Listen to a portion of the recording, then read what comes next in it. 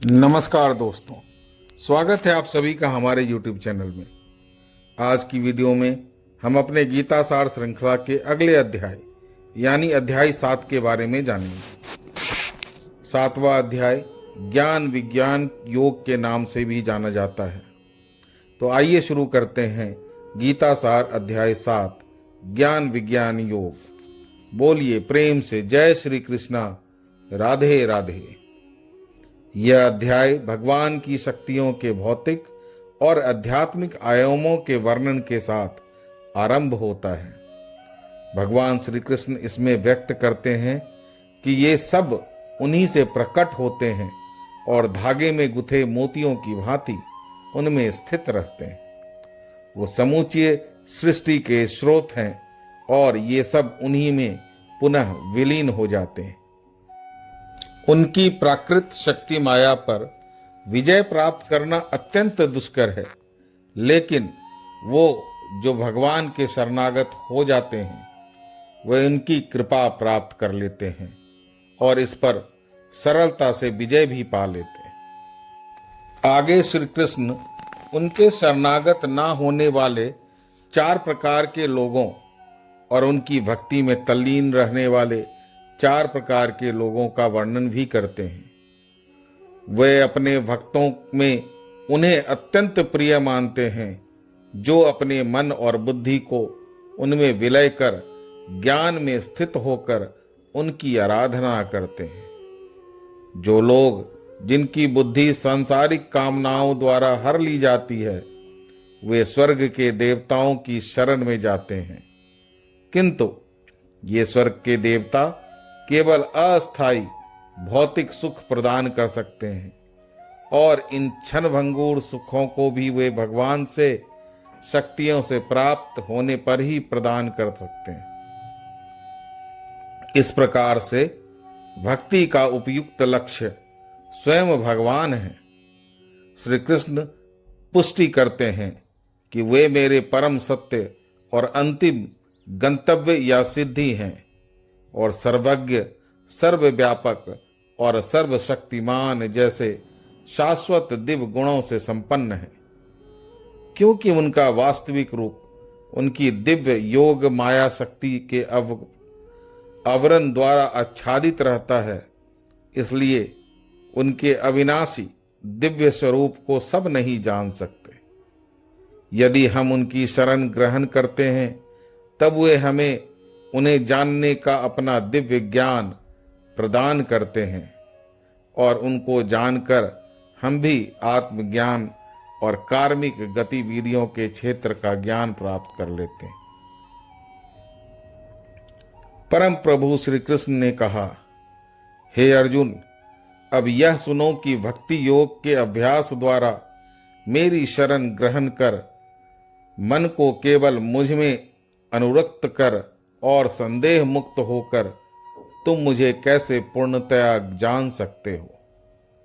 अब मैं तुम्हारे समक्ष इस ज्ञान और विज्ञान को पूर्णतः प्रकट करूंगा, जिनको जान लेने के बाद इस संसार में तुम्हारे जानने के लिए और कुछ भी शेष नहीं रह जाएगा। हजारों में से कोई एक मनुष्य सिद्धि के लिए प्रयत्न करता है और सिद्धि प्राप्त करने वालों में से कई एक विरला ही वास्तव में मुझे जान पाता है। पृथ्वी, जल, अग्नि, वायु, आकाश, मन, बुद्धि और अहंकार ये सब मेरे प्राकृत शक्ति के 8 तत्व हैं। ये मेरी अपरा शक्तियां हैं, किंतु हे अर्जुन, इनसे अतिरिक्त भी मेरी पराशक्ति है। यह जीव शक्ति जिसमें देहधारी आत्माएं सम्मिलित हैं जो इस संसार के जीवन का आधार है। यह जान लो कि सभी प्राणी मेरी इन 2 शक्तियों द्वारा ही उत्पन्न होते हैं। मैं संपूर्ण सृष्टि का मूल कारण हूं और ये पुनः मुझ में ही विलीन हो जाती है। हे अर्जुन, मुझसे श्रेष्ठ कोई नहीं। सब कुछ मुझ पर उसी प्रकार आश्रित है जिस प्रकार से धागे में गुथे मोती। हे कुंती पुत्र, मैं ही जल का स्वाद हूं, सूर्य और चंद्रमा का प्रकाश हूं, मैं वैदिक मंत्र में पवित्र अक्षर ओम हूं और मैं ही अंतरिक्ष की ध्वनि में और मनुष्य के सामर्थ्य में हूं। मैं पृथ्वी की शुद्ध सुगंध और अग्नि का दमक हूं।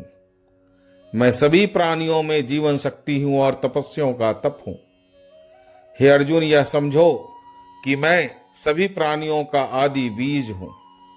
मैं बुद्धिमानों की बुद्धि और तेजस्वियों का तेज हूं।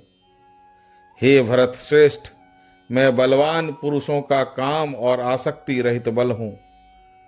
मैं वो काम हूं जो धर्म या धर्म ग्रंथों की आज्ञाओं के विरुद्ध नहीं।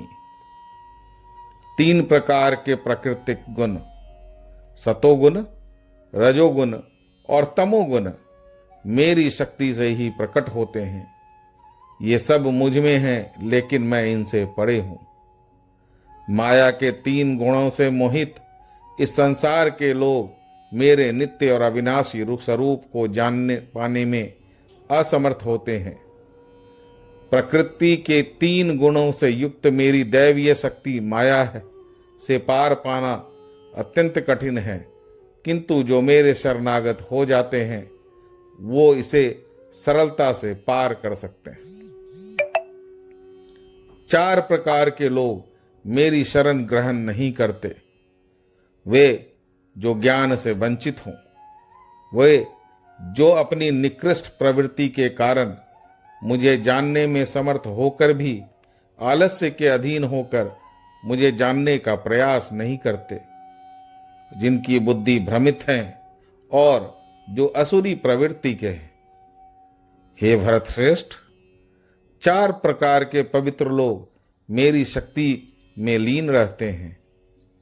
आर्त अर्थात पीड़ित, ज्ञान की जिज्ञासा रखने वाला जिज्ञासु, संसार के स्वामित्व की अभिलाषा रखने वाला अर्थार्थी और जो परम ज्ञान में स्थित ज्ञानी है। इनमें से मैं उन्हें श्रेष्ठ मानता हूं जो ज्ञान युक्त होकर मेरी आराधना करते हैं और दृढ़ता पूर्वक अनन्य भाव से मेरे प्रति समर्पित होते हैं। मैं उन्हें बहुत प्रिय हूं और वो मुझे अत्यंत प्रिय हैं। वास्तव में सब जो मुझ पर समर्पित हैं वो निसंदेह महान हैं, लेकिन जो ज्ञानी हैं और स्थिर मन वाले हैं और जिन्होंने अपनी बुद्धि मुझ में विलय कर दी है और जो केवल मुझ में ही परम लक्ष्य के रूप में देखते हैं, उन्हें मैं अपने समान ही मानता हूं। अनेक जन्मों की आध्यात्मिक साधना के पश्चात जिन्हें ज्ञान प्राप्त हो जाता है, वो मुझको उसका उद्यम जानकर मेरी शरण ग्रहण करते हैं। ऐसी महान आत्मा वास्तव में अत्यंत दुर्लभ होती है।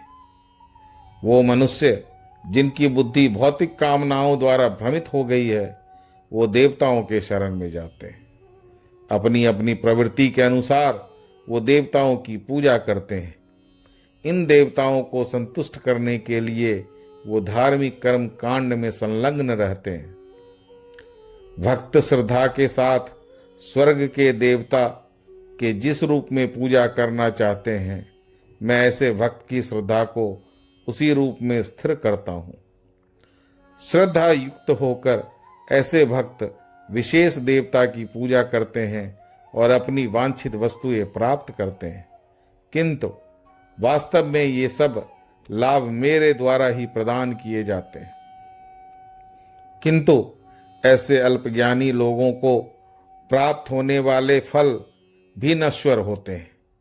जो लोग देवताओं की पूजा करते हैं वो देवलोक को जाते हैं, जबकि मेरे भक्त मेरे लोक को प्राप्त करते हैं।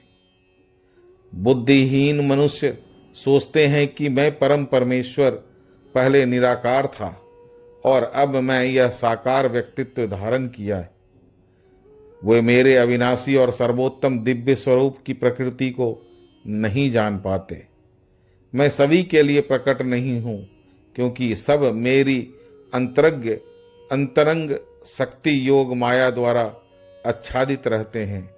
इसलिए मूर्ख और अज्ञानी लोग यह नहीं जानते कि मैं अजन्मा और अविनाशी हूं। हे अर्जुन, मैं भूत, वर्तमान और भविष्य को जानता हूं और मैं सभी प्राणियों को जानता हूं, लेकिन मुझे कोई नहीं जानता। हे भरतवंशी, इच्छा और घृणा के द्वंद्व मोह से उत्पन्न होते हैं।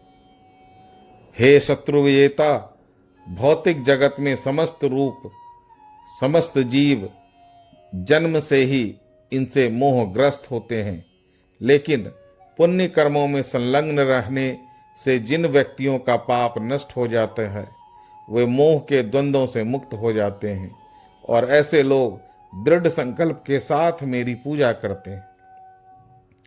जो मेरी शरण ग्रहण करते हैं वे बुढ़ापा और मृत्यु से छुटकारा पाने की चेष्टा करते हैं। वे ब्रह्म अपनी आत्मा और समस्त कार्मिक गतिविधियों के क्षेत्र को जान लेते हैं। वो जो मुझ में अधिभूत प्रकृति के तत्व के सिद्धांत और अधिदेव देवतागण तथा अधियज्ञ यज्ञों के नियमक रूप से जानते हैं, ऐसी प्रबुद्ध आत्माएं सदैव यहाँ तक कि अपनी मृत्यु के समय भी मेरी पूर्ण चेतना में लीन रहती है। गीता सार अध्याय 7 ज्ञान विज्ञान योग यहाँ समाप्त होता है। प्रेम से बोलिए जय श्री कृष्णा, राधे राधे। अगले वीडियो में हम अध्याय 8 अक्षर ब्रह्म योग के बारे में जानेंगे। वीडियो की जानकारी अच्छी लगे तो वीडियो को लाइक, शेयर एवं चैनल को सब्सक्राइब अवश्य करें। आपका दिन शुभ हो। धन्यवाद।